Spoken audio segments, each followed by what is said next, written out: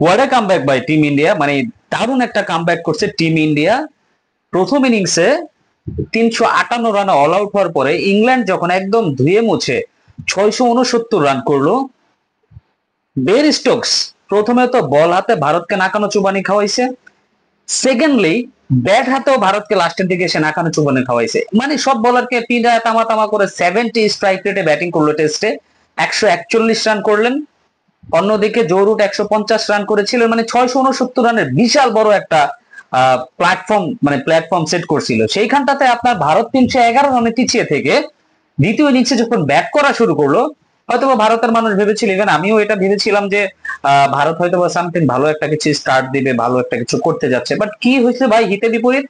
Chris Woakes back to back 2 বলে ইয়াশস্বী জয়সওয়াল আর তারপরের বলে সাই সুদর্শনকে আউট করে দিয়ে ভারতকে পুরা ব্যাক ফুটে ফেলে দিছে ভাই, পুরা ব্যাক ফুটে 0 রানে 2 উইকেট চলে গেছে ভারতের। Unbelievable, unbelievable. সেরকম একটা মুহূর্ত থেকে অনেকে তো এটাই বলছিলেন যে ভারত 100 রানের ভিতরে প্যাকেট হয়ে যাবে। কই ভাই, ভারত 100 রানের ভিতরে প্যাকেট হইলো না।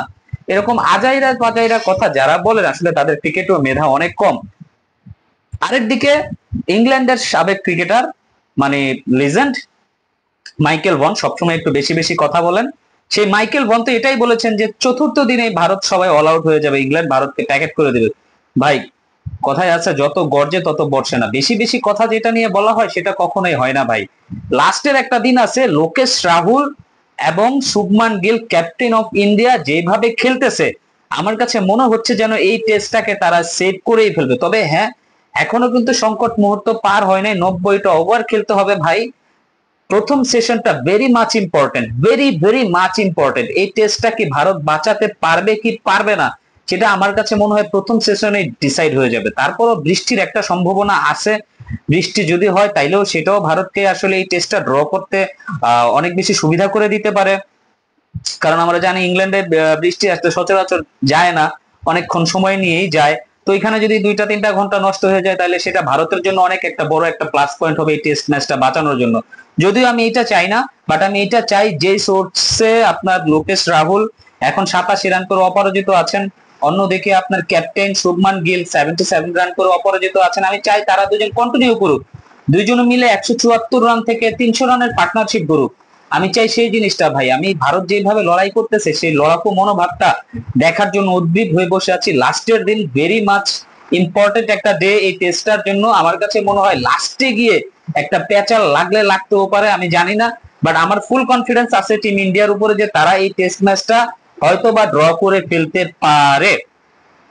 দেখেন দর্শক, শুভমান গিল কিন্তু এখনো পর্যন্ত বিরাট কোহলিকে পিছিয়ে ফেলেছেন।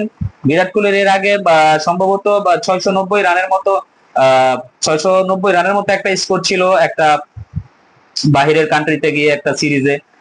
তারপরে আপনার তাকে ক্রস করে ফেলছে আপনার শুভমান গিল, 697 করে ফেলেছে অলরেডি। তার আগে কিন্তু আরেকজন আছেন ভারতের, সে হচ্ছেন আপনার সুনীল গাভাস্কার। এর আগে সুনীল গাভাস্কার 774 রান করেছিলেন ওয়েস্ট ইন্ডিজের এগেনস্টে অনেক আগে। তো আমার কাছে মনে হয় এখনো হাতে আরেকটা টেস্ট ম্যাচ বাকি আছে। এই টেস্ট ম্যাচটা তো শুভমান গিল খেলছেই দেখতে পাচ্ছি।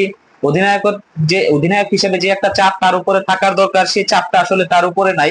মানে শুভমান গিল যখন ব্যাটিং করেন না ভাই, পুরো ক্লাস, একদম পিওর ক্লাস, একদম ব্যাটার ব্যাটিং করতেছেন দেখে মানে চোখের শান্তি শট গুলা, এক কথায় চোখের শান্তি। এখন আসলে বিষয় সেটা না, শুভমান গিল এবং কে এল রাহুলের উপর অনেক বড় গুরু দায়িত্ব ভাই, অনেক বড় গুরু দায়িত্ব। আজকের দিনের প্রথম সেশনটা তাদেরকে ভালো খেলতেই হবে, কমের পক্ষে 30 থেকে 35টা ওভার তাদেরকে পার করে দিতে হবে। তাহলে গিয়ে যদি ভারত এই টেস্টটা বাঁচাতে পারে, আই থিঙ্ক, আমার মনে হয়। দর্শক আপনার কি মনে হয়, ভারত কি এই টেস্ট ম্যাচটা বাঁচাতে পারবে? এটা অবশ্যই আমার ভিডিওর কমেন্ট সেকশনে কমেন্টস করে জানিয়ে দেবে।